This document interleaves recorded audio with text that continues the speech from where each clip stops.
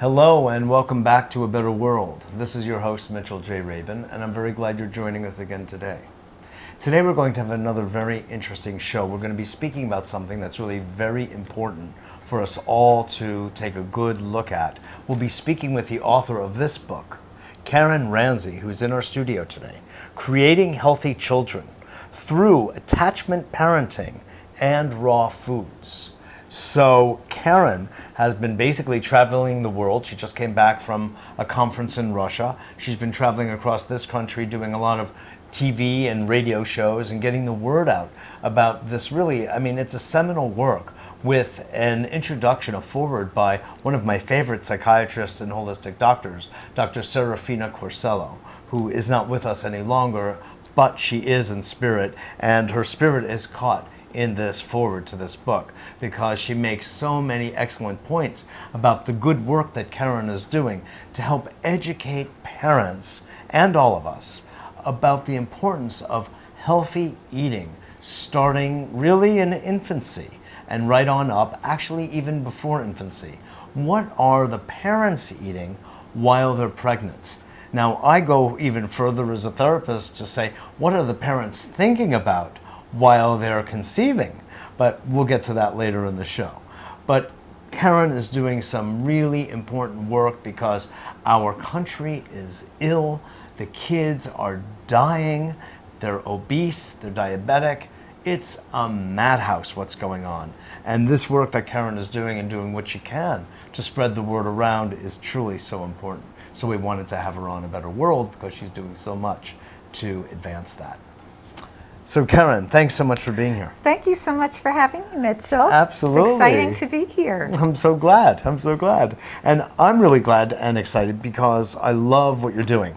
I see it here. It's well outlined. I know you've spent some 7 years researching, interviewing, gathering information, and writing this. And I'm passionate about it, that's kudos. For sure. Exactly. Yeah. So what is it, why don't you give us the brief personal history of what led you to this, the personal story, and then we'll dive in from there. Okay.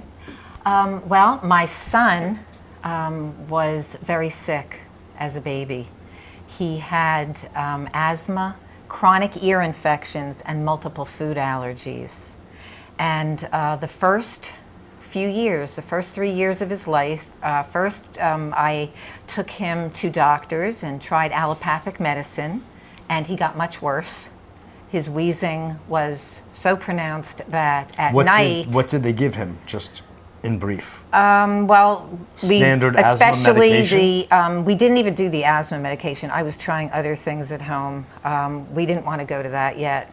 But a lot of antibiotics for the ear infections, and it wasn't helping at all. But even the more alternative therapies weren't helping either. We did chiropractic and osteopathy and homeopathy and Chinese herbal medicine, which all have their values. Oh, yes. However, I wasn't looking at what the cause of the problem was.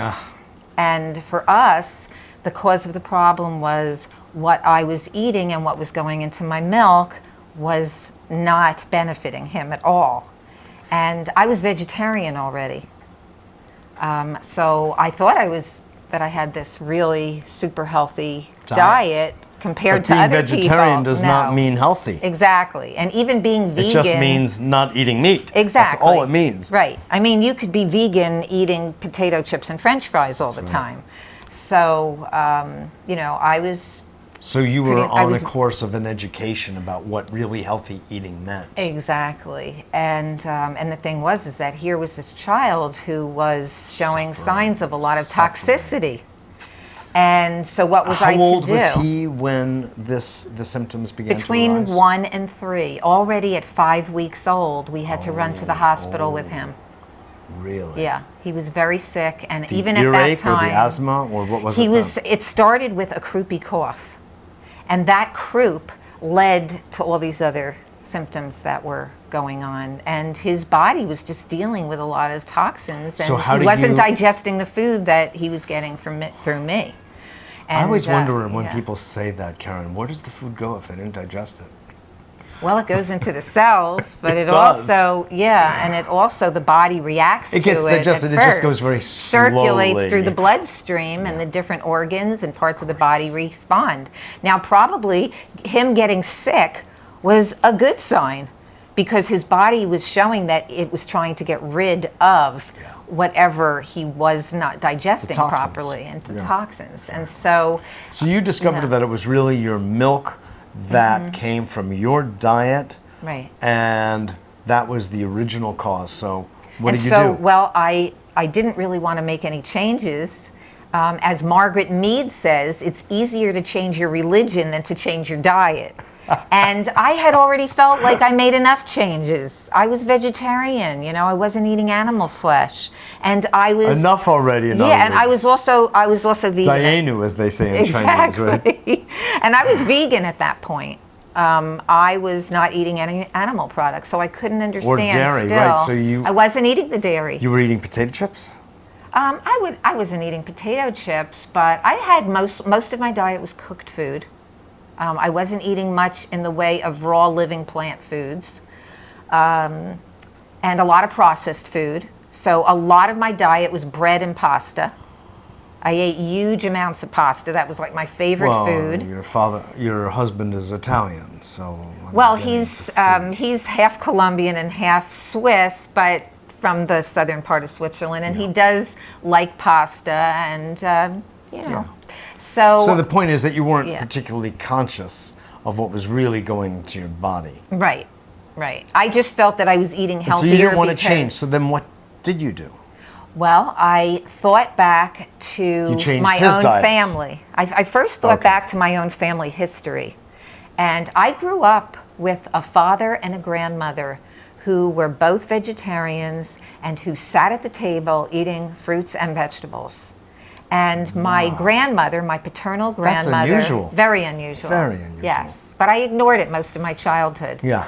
And my grandmother, in the early 1920s, she had very severe asthma and emphysema. And she was hospitalized, and it was so bad that they told her that she did not have long to live. They gave her several months.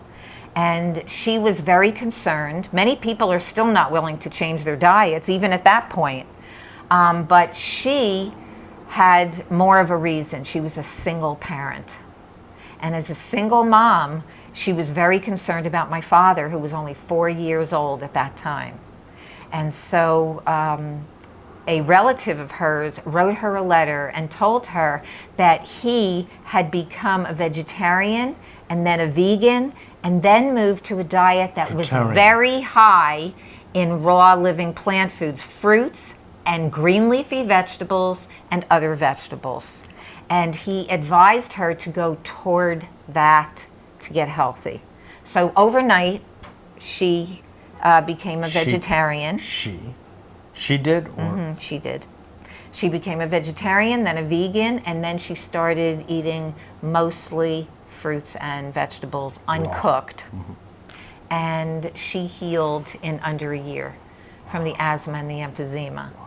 As a child growing up, I ignored that because I grew up in the 50s and the 60s. And, my sister and I saw what everybody else was eating.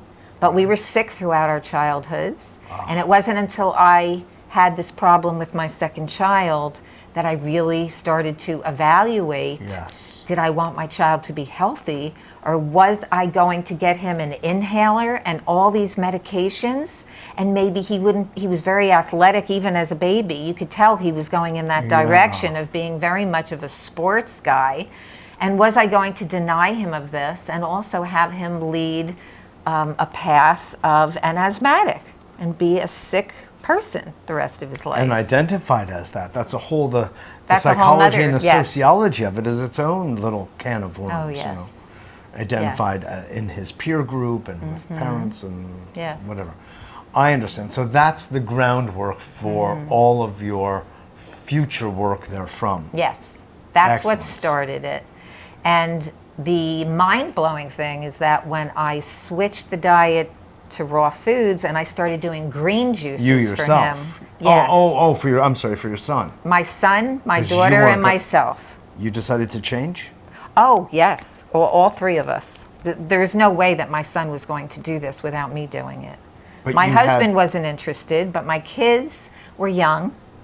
At the time, they So were you 3 and crossed a 5. certain threshold where you said, okay, I'm going to do it. Yes.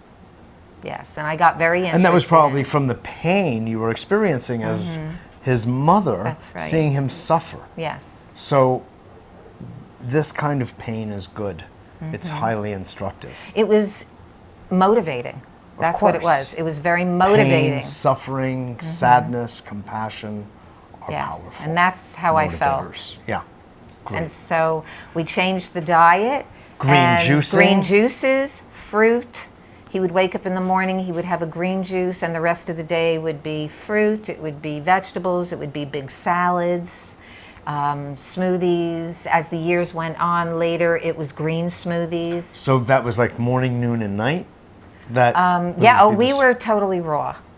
We were totally raw. They sometimes had some cooked vegan food when they went to an Earth Save event.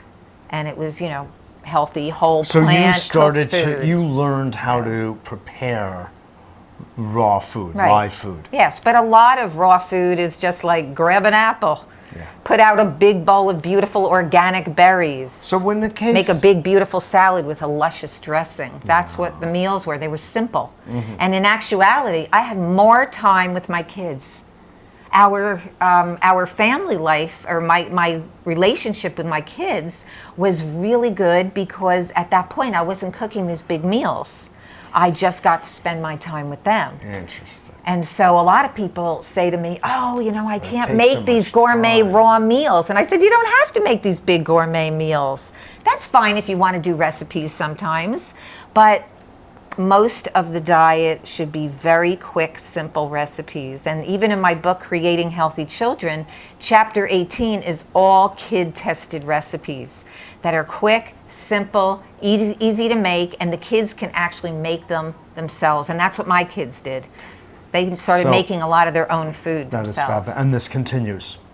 And the asthma has cleared up. Oh, the asthma The cleared up earache, when of he course. was 3, and he's 22 now. Oh, Doesn't eat so healthfully in college. Oh, yeah, well, it's Still college, vegetarian, but right? not eating so healthfully. But, I really learned to believe that when they get to be teenagers, they want to make their own decisions. Very often, sometimes before that too. And as a parent, the best thing that you can do, and I learned this the hard way because I did push for a while, trying to keep my children with eating these foods that I thought were so beneficial for them, and I still do.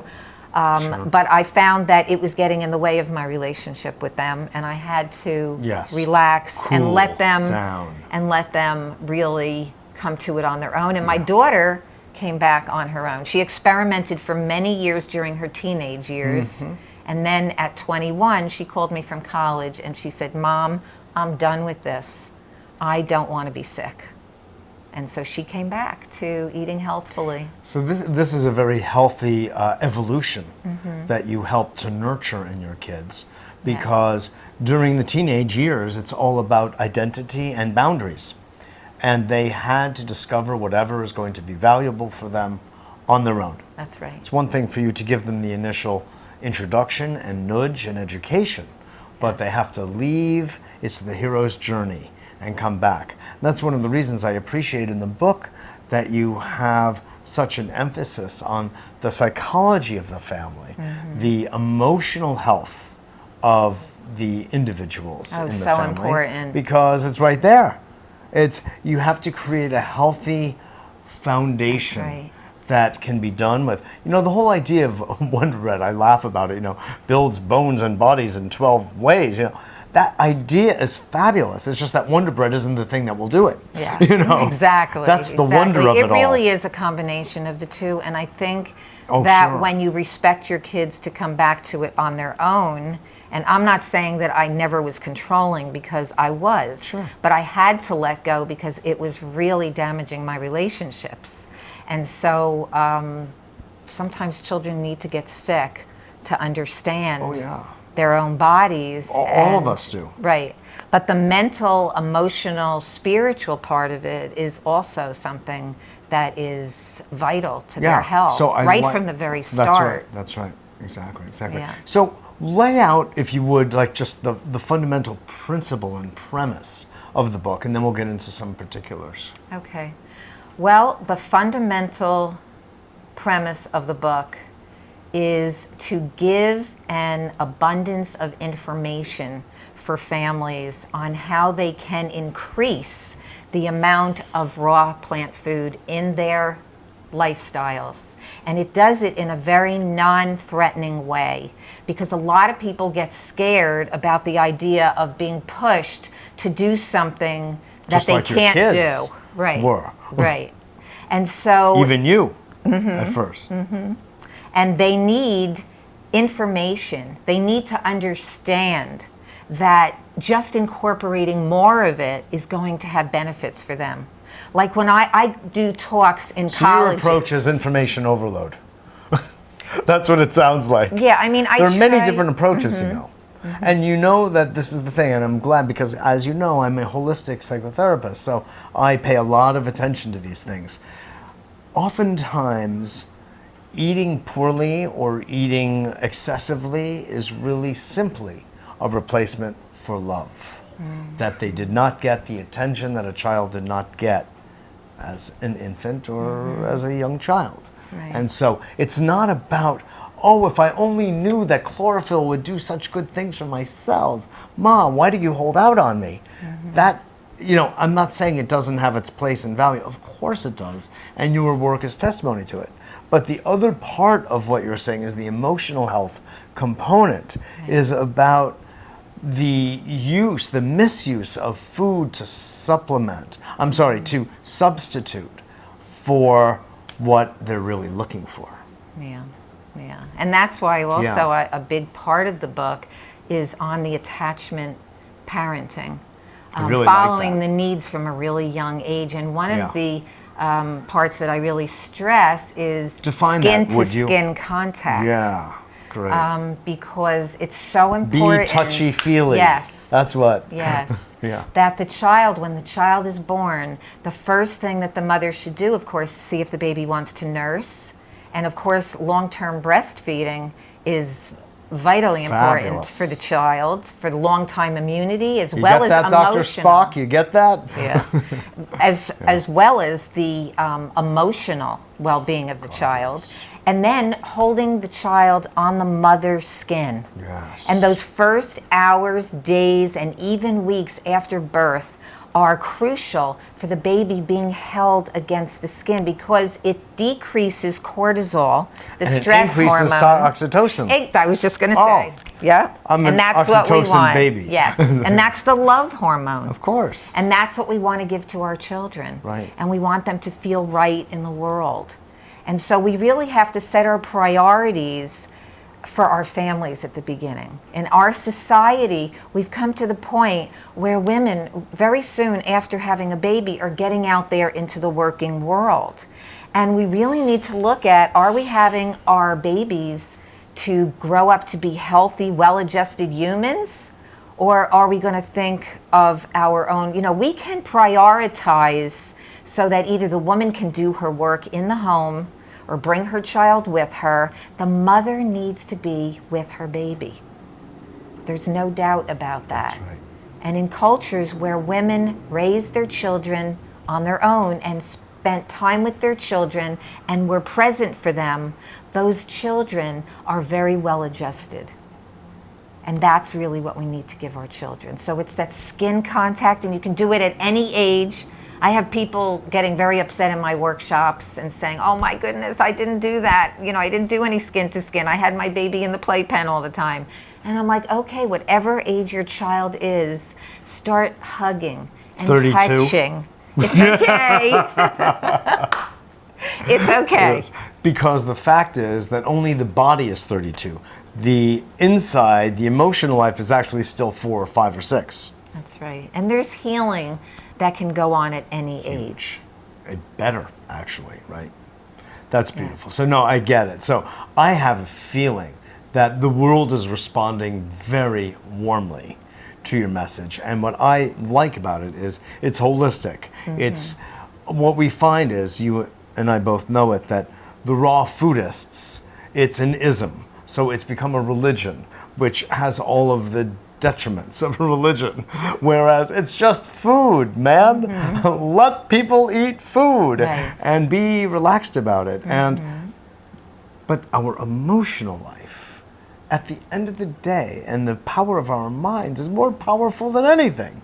And if it's not properly fed and nourished, the heart chakra, that's right, we're in trouble. We can have, and you and I both know that there are people with impeccable diets from a live food point of view, or just from an overall nutritional point of view.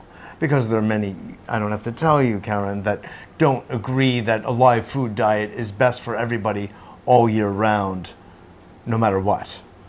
You know that there are many arguments about that.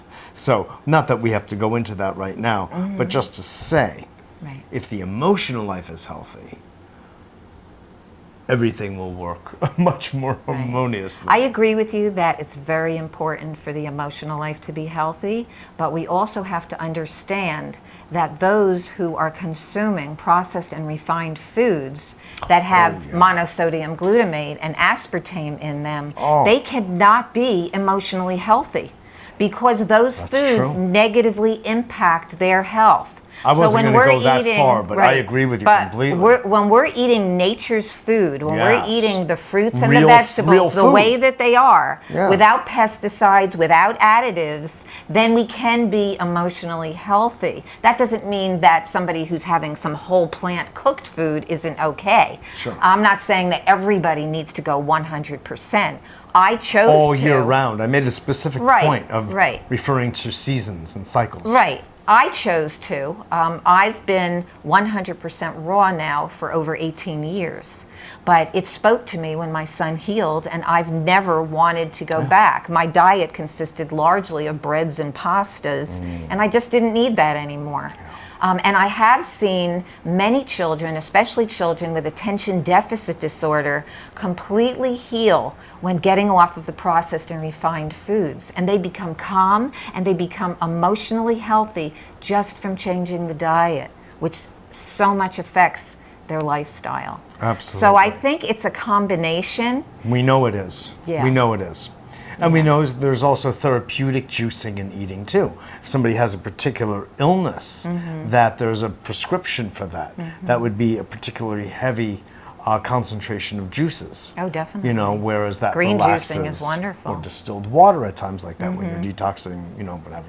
So, no, the point is well made. I really appreciate it. What has been the response you've been getting from the world out there?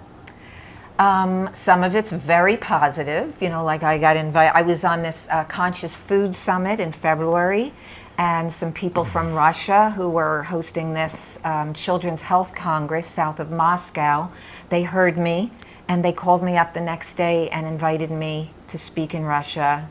The trip completely paid, and they were very excited that I was there and took wonderful care of me while I was there. And I spoke at that health congress, and then I spoke for a parenting group in St. Petersburg.